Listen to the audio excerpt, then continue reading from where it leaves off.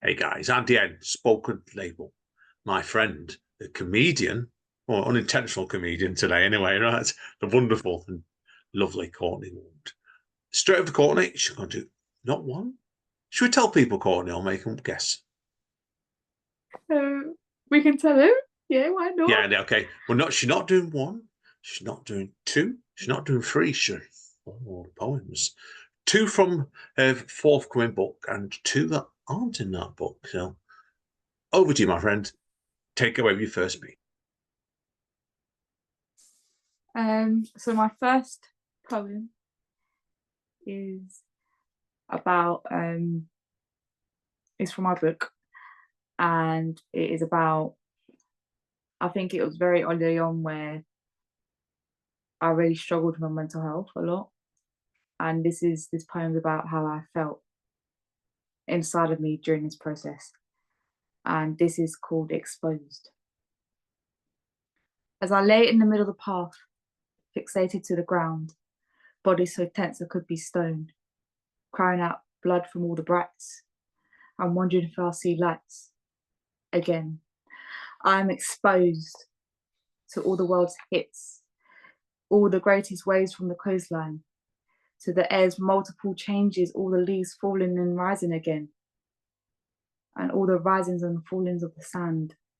I am a fugitive, being constantly on the run in my mind of minds, never catching a break. I'm a machine that never stops, even with broken down parts.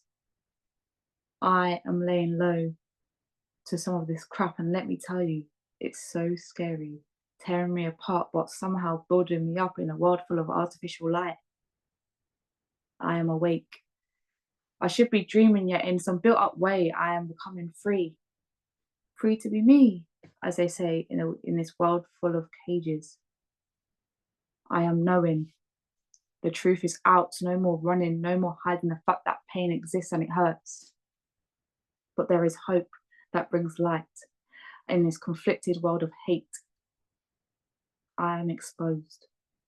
As I lay in the middle of the path, fixated to the ground, body so tense I could be stone, crying out blue like the hope of the ocean waves. I'm hoping these beautiful sunrises stay. That is a beautiful, beautiful poem. That. Now, I've got a. Could you? Are you okay asking a couple of questions? Answering a couple of questions in these poems. Yeah, sure. And so I'm just interested in it because obviously I don't want to put you under pressure with stuff. So I know it's not always good for everybody when I ask direct questions about poetry. When you were structuring this poem, was it always planned to have it the I am as the rhythm in the piece all along?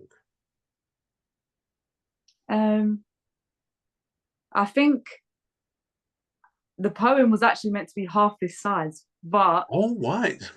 yeah, but I just kept up writing and writing and writing, and I think the I am actually came key of the poem Yeah. because I want to express that one line. I could have just left it as one line and only that, but not explain it.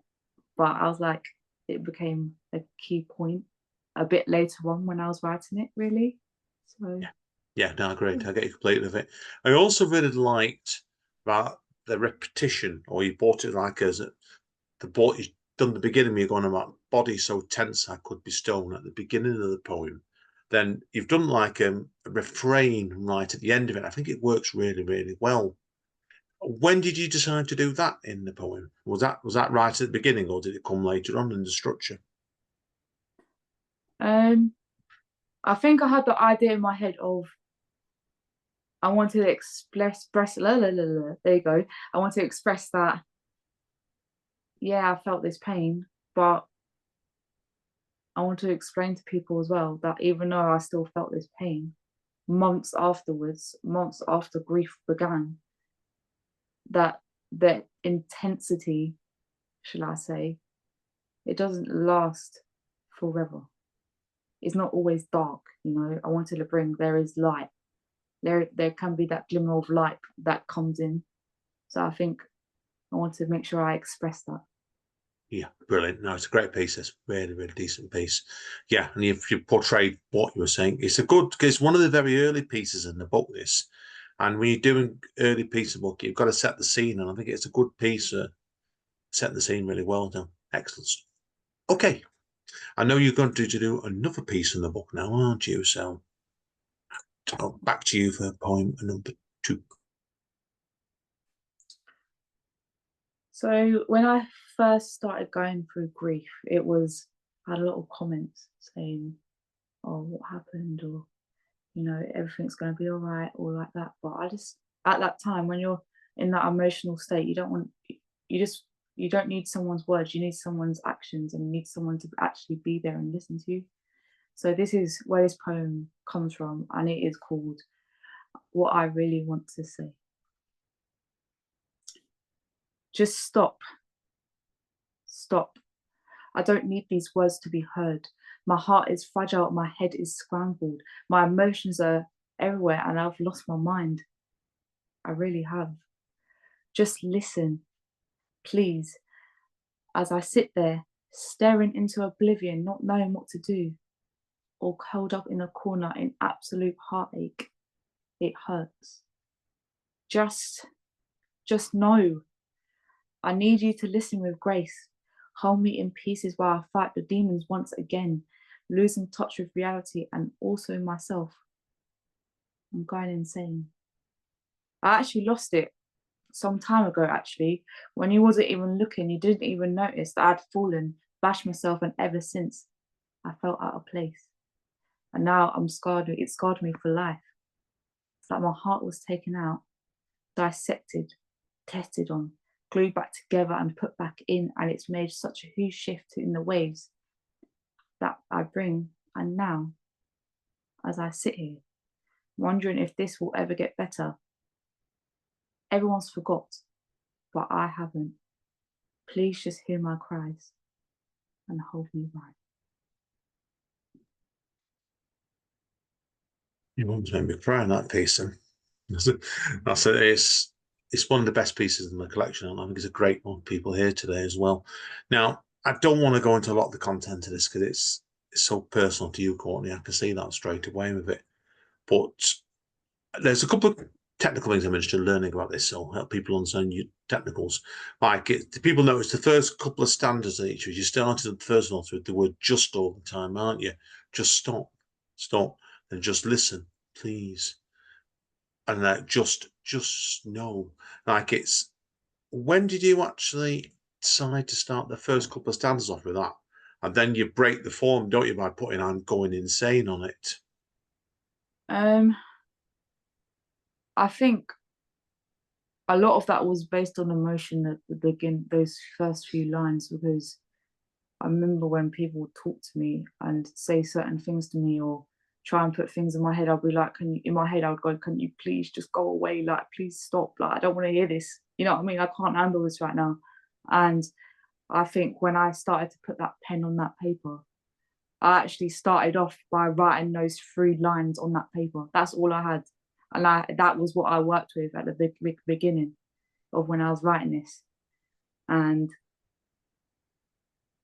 I guess the rest of the format, it just kind of what I wanted to tell them, like my emotion wise anyway, in that process. So yeah, it's a beautiful piece. It's a beautiful piece. It's a very, very sad piece as well. So have you read this one out live at any many nights, have you, or was it always an first time exclusive? tonight. Exclusive. Yeah. When I was the have last? read it. Yeah, I have read Exposed out somewhere before, but this is the first time.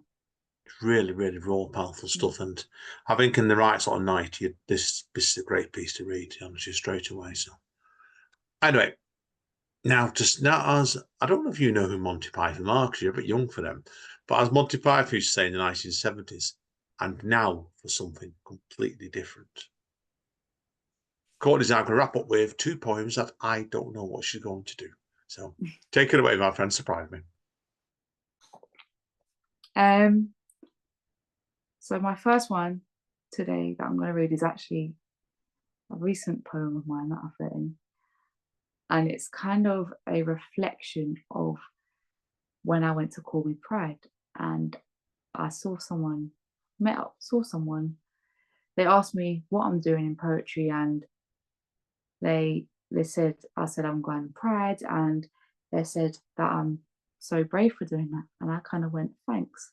But inside of me, there was something else going in my brain thinking, I need to do Pride. Like, this is who I am. So this is a poem all about that called Bravery.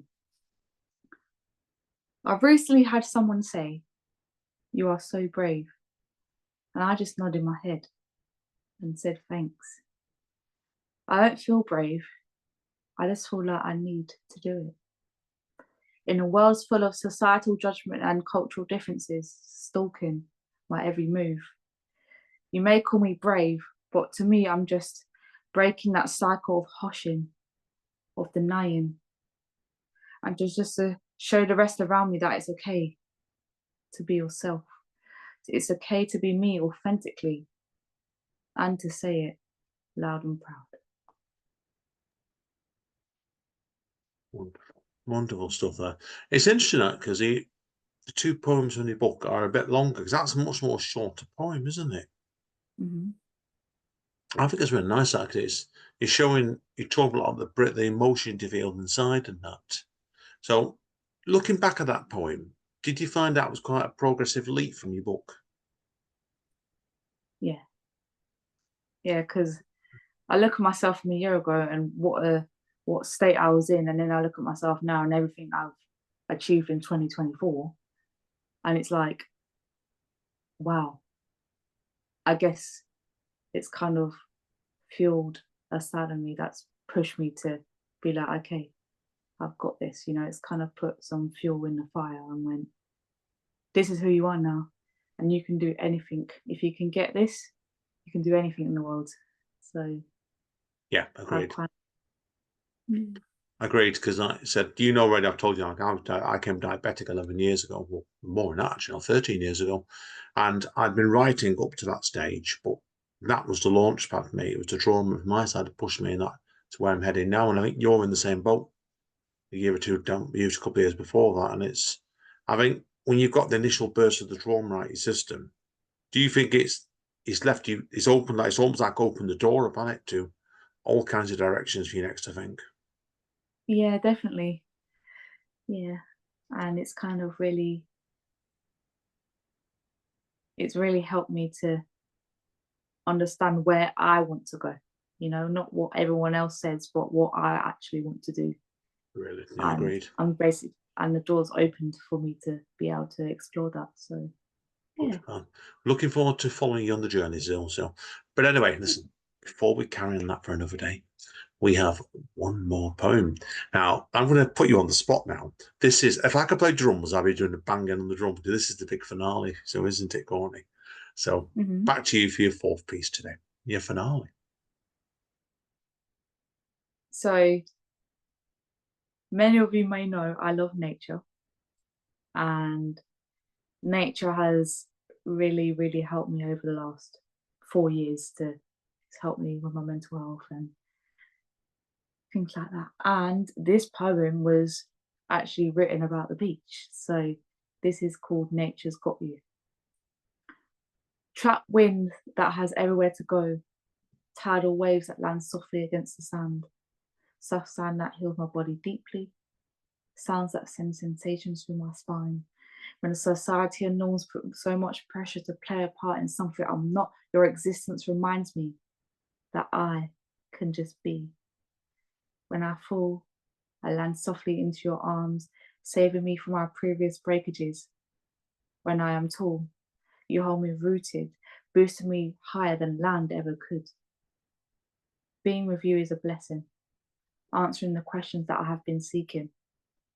No more wandering around, afraid. Nature's got me. Well, that's excellent. Again, really, really good piece. That I love that. I think the last line is really, really sums it up quite beautifully there. Because I love my nature poems myself. I'm always like, I think part of the reason we became talking a lot was because of the walks I go near me and the river and the woods and stuff. And yeah, that was sort of piece of me walking around the woods. That one. So, do you find when you're walking on the woods or where you're in nature of it, there's something magical about it, isn't there? yeah, it just automatically calms my system down. Makes me just forget about the world for 5 minutes, 10 minutes, half an hour, however long. Just helps me with my mental state and to bring me back to normality, I guess. Yes, peace. Yeah. There's a peace behind it, definitely on that one. So I know what you mean. That's why I like trying to get by the coast down myself at least once, twice a year for the same reasons. So good luck, Courtney. Brilliant stuff today.